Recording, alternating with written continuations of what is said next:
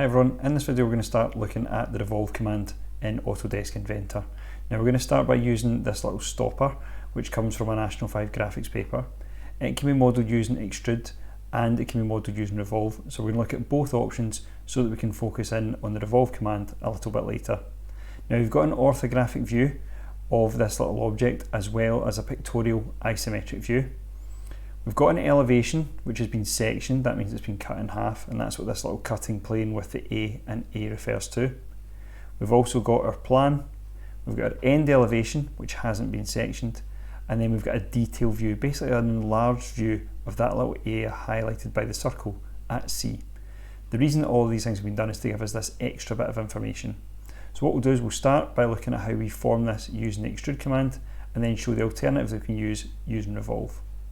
So we navigate into Autodesk Inventor the exact same way. We select metric and then standard millimeter IPT and we click create. That will then load up a blank file for us and we can start working within that.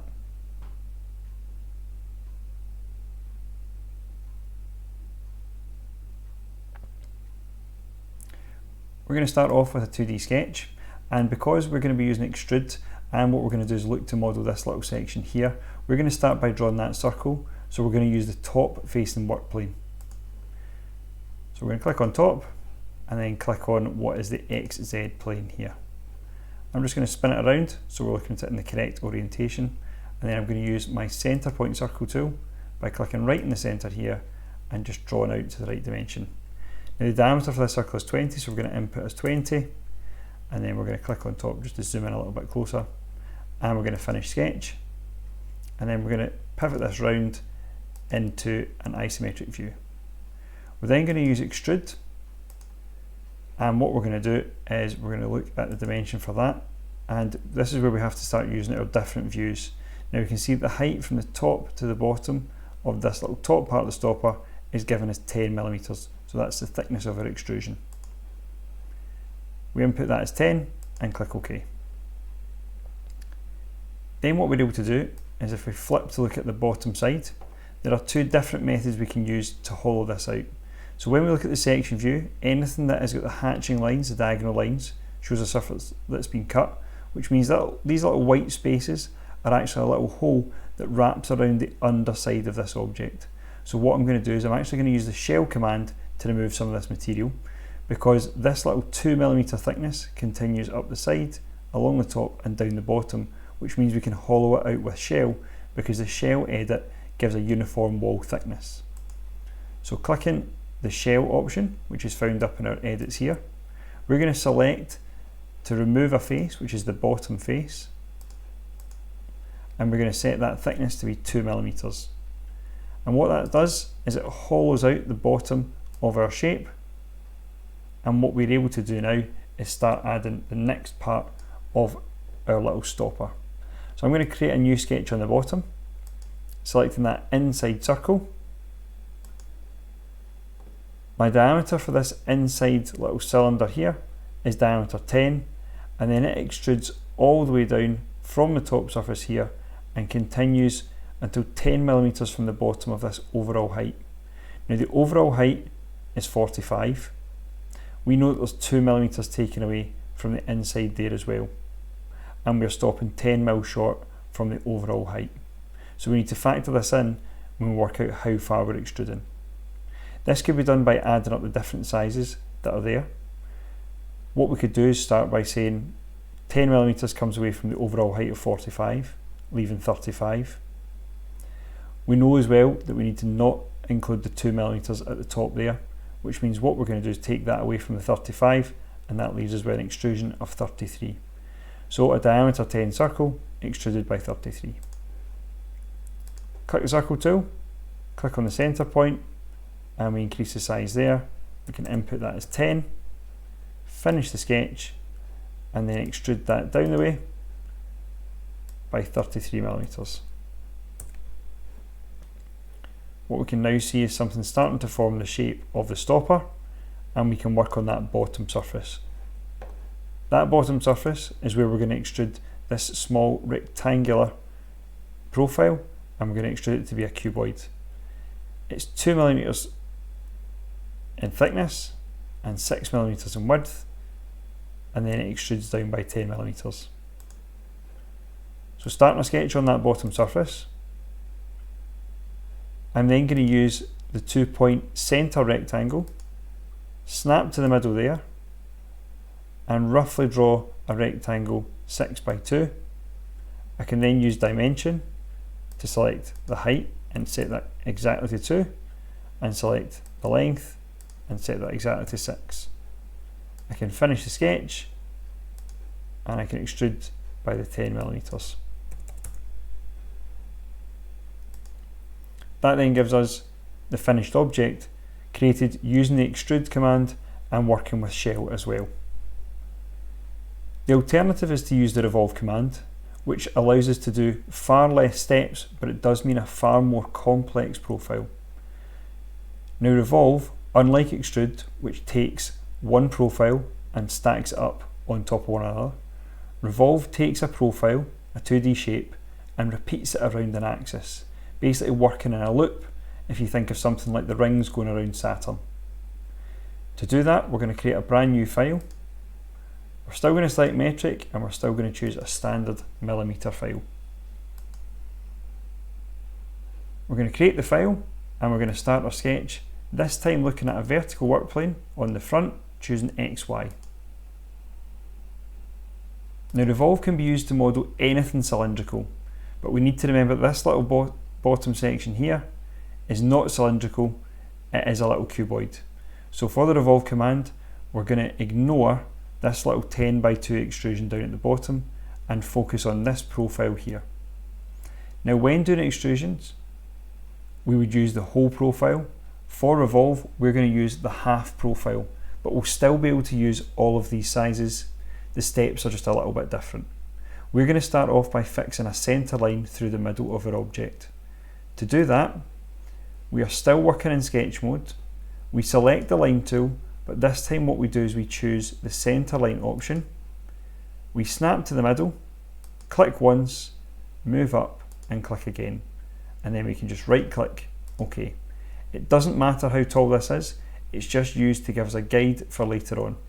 As soon as we finish drawing that centre line, we're going to deselect the centre line option, and then we're going to start drawing our half profile. To do that, we're going to start by drawing roughly this shape around here. We're going to come up vertically, along horizontally, down, back across horizontally, up, round and down again. We're not going to worry too much about getting exact sizes at the moment, we're just going to approximately get it to the right shape. We're going to start by drawing over the top of this centre line, clicking up, along, down, and getting an approximate shape. All the dimensions we can add in later on. As soon as I've drawn that line, right click and OK, and then I'm going to start working with my dimensions. I'm going to start by getting the overall diameter using this 20. That's going to be the distance from the centre line to the edge. Now if we were working with a half profile, it might ask us only to put in a length, which would be 10, but if it does give us the option for the full diameter, we put in 20. The centre line should give us that option. We start by clicking dimension, click from the centre line, out to the right hand side, and click there. In this case, it's only given us the distance between the left and the right. If we undo that and we look to distance from our centre line down at the bottom and then to there, you can see now it's given us our diameter, which we can set to 20. It's reduced the whole scale of the object, and you can see it's pointing out to blank space, but it's treating it as if it would be the full shape. But for revolve, we only draw half of it because it's going to repeat it round in a circle. The next dimension is to give us from the top to the bottom. We know that because we've ignored a little 10x2 extrusion down at the bottom, this goes in at 35. Our distance between here and here is only 2. Our thickness between here and here is again 2. We then need our height from here down to here, which is 10. And then we just need to get our internal size from the centre line to this line here. And what we're looking to do is add that as 10 as well. We check our sizes to see that we've got that narrow section through the middle. That's a whole diameter of 10. We've got a diameter of 20. We've got our 2mm gap here, our 2mm gap there, and from the top as well. What we can then do is we can finish that sketch, and this is where the Revolve command starts to take effect. We choose Revolve, it chooses a profile, and the axis it uses is that centre line through the middle. And what it's doing is it's repeating that object all the way around that axis as if it's orbiting round. To show how that works, if I was to reduce this size here to only 180 degrees, it would only revolve half the way around, leaving that empty space for us. If I was to go for 270 degrees, you can see it would go around 3/4 of the way. We obviously want it to loop the full way round, so we can choose full, which will automatically be 360 degrees. We can see underneath that it's got that little hollow that we had to shell out earlier. The only thing that's missing is the extrusion on the bottom. And the extrusion on the bottom can be done in the exact same way. We start the sketch on that bottom surface. We choose the 2-point centre rectangle option. We make it approximately 6x2, and we add our dimensions of 6 and of 2. We finish the sketch and we extrude by a length of 10mm. That gives us the same object as we modelled the first time round. Absolutely identical. The big difference is that the number of commands that we had to go through to get this to work. In the first option, we had to do several extrusions and a shell. In the second option, we had to do one sketch, albeit more complicated. That half sketch allowed us to do the full revolution, and then the extrusion allowed us to add that piece down at the bottom. So what Revolve allows us to do is use a cylindrical object and take it and model it in one go, or almost one go, by using far less steps. It takes one profile, one sketch that we created, highlighted in blue just now, and it repeated it through 360 degrees. Whereas in the first option, we had to extrude the first circle, hollow it out down at the bottom, and allow us then to extrude the next parts. Revolve can be a lot quicker, but it's really important that you only try to use Revolve when it is a cylindrical object, one that would have an axis, a centre line, going all the way through at the top. You can now use this information to try and model more complex revolves.